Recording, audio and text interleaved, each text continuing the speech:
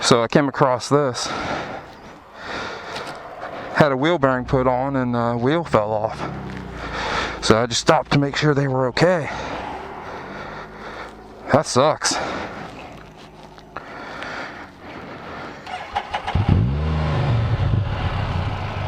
They live 140 miles away. You know, you feel for them.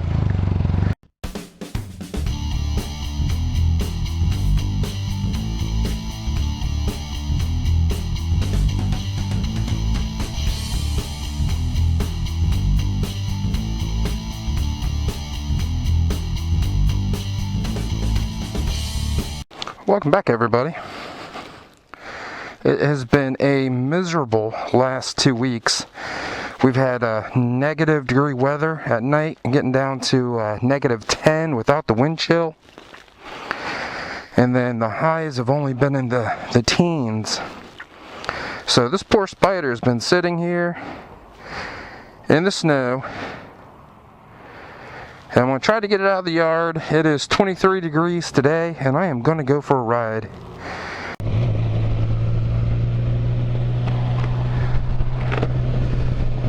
Welcome back, everybody. I'm about a mile from the house, and I think I have a phone issue. I don't know if my camera's going to pick this up, but it's very white, and then I have a red spot.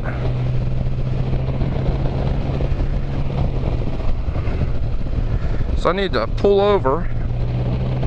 And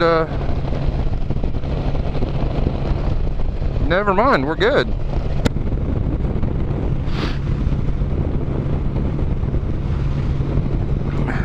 So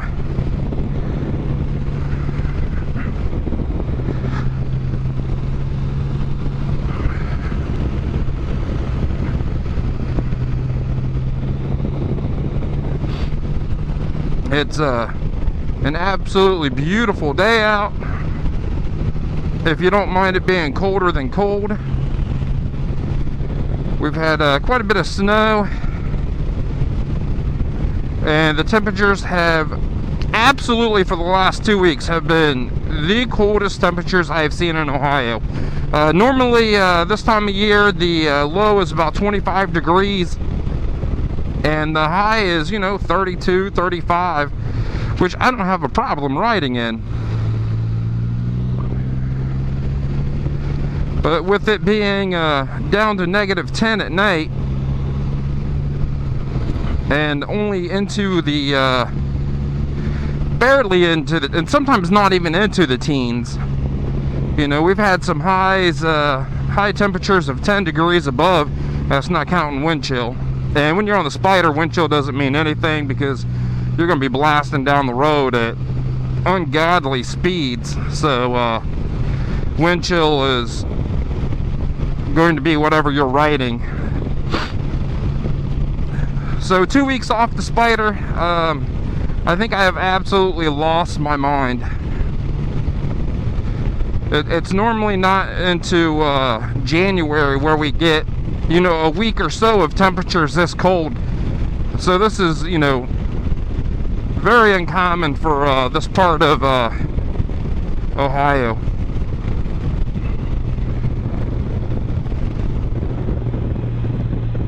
Make sure we're still recording, and we are.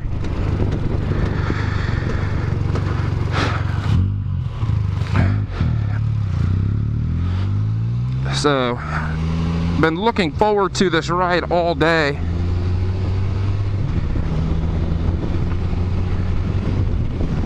And it was supposed to be a little bit warmer than what the temperatures are saying. It was supposed to be closer to 30, but you know, that's okay. You know, I'm out and I'm riding and I'm making videos, so I'm extremely happy.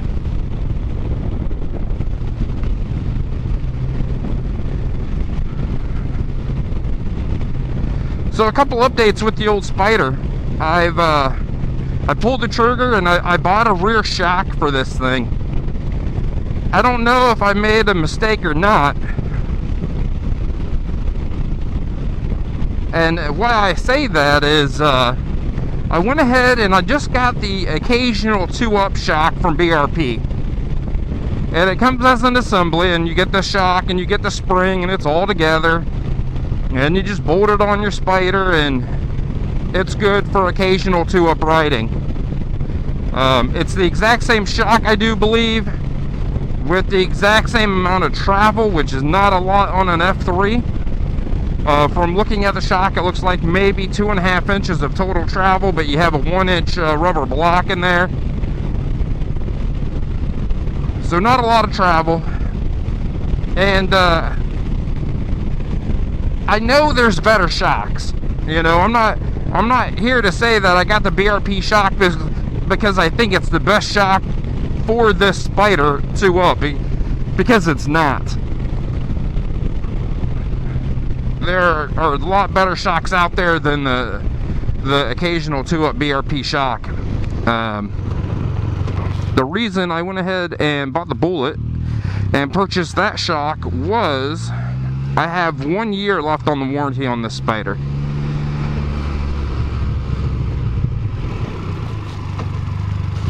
As of now, I absolutely love my Spyder and I'm going to keep it, but in a year I don't know where I'm going to be. I don't know how many miles this thing's going to have on it. You know, it could be upwards to 60,000 miles or more. So I couldn't bring myself to drop at this point $500, $800, $1,200 for a better shock that is fully adjustable.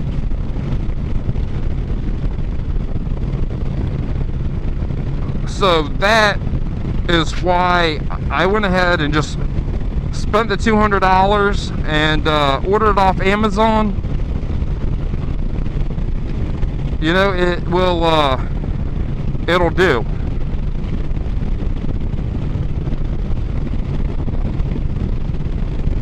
One other thing I've also done is I went ahead and I ordered the belt tensioner, the BRP belt tensioner for the F3. This belt's a little bit longer than the RT, the RS, and the ST.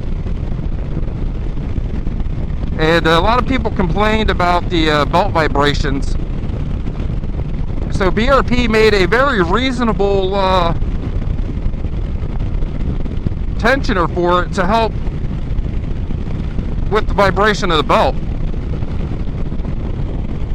So you know, I also picked that up. I think it was $35 or $39. I mean, for an OE part, it is extremely affordable. And I will definitely do videos on the installation of them once it warms up a little bit. I'm not a fan of cold weather, so when it's cold like this, to be honest with you, I head out in the house. I don't go out. If it's 10 degrees out, I can't ride the Spyder, so why do I want to be out in this crap? You know, and I know there's a lot of people that like the cold and like the snow, and that is awesome. You know, maybe if I had the better equipment, I would get out when it's a little colder, but you know, it's 20 degrees out right now, and I'm out riding my Spyder. That's freaking cold.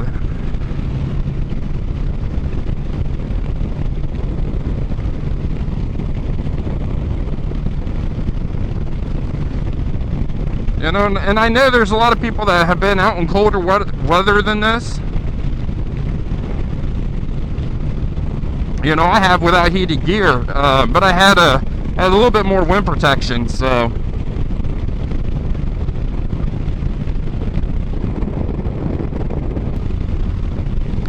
And both of those are to improve the Spyder. You know, these things, you do get a lot of vibration from the belt, and anytime you have a bike that vibrates, you can get some fatigue on longer miles. And you know, I'm looking to put some serious miles on this thing this next year if everything works out how I hope it does. So that's why I went with the belt tensioner. And then with 40,000 miles on this thing, or however many I have on it now, this rear shock it's done. It has a hard time keeping up with just my own body weight. So that was a must, you know. I had to get that on there.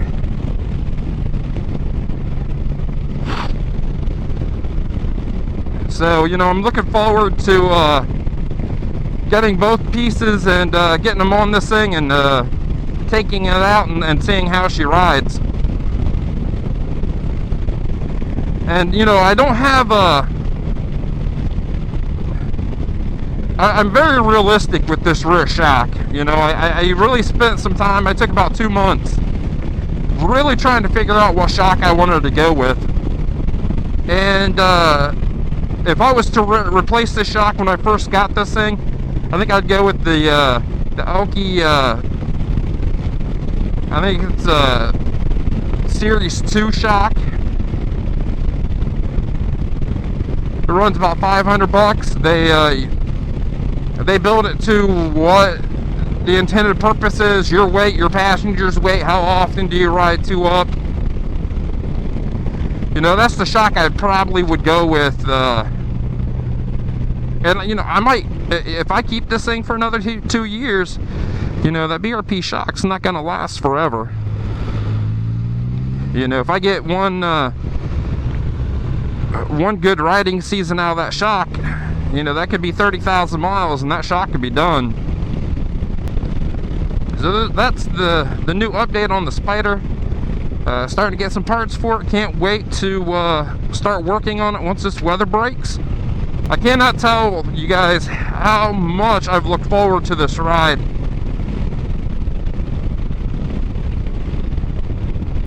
So on that, I'm going to let everybody go. I'm going to listen to a little music.